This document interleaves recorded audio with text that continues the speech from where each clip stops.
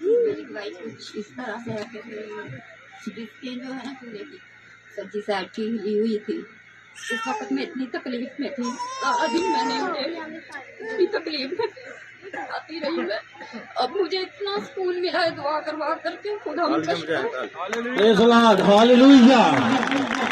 आप सबको सलाम। मैं बहुत ज़्यादा बीमार थी और खुदा के खादिम ने पर साहब ने दुआ किया और मैं खुदा की शुक्रगुजारिया मैं बिल्कुल ठीक हूँ। Hallelujah hallelujah. क्या मसला था आपको?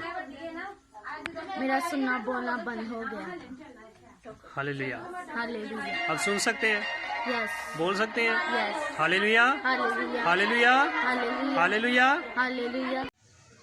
उन्होंने दुआ कराई तो यीशु बाप ने शिफा दी।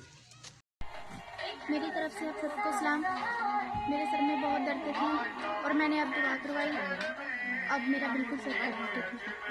Hallelujah hallelujah hallelujah hallelujah.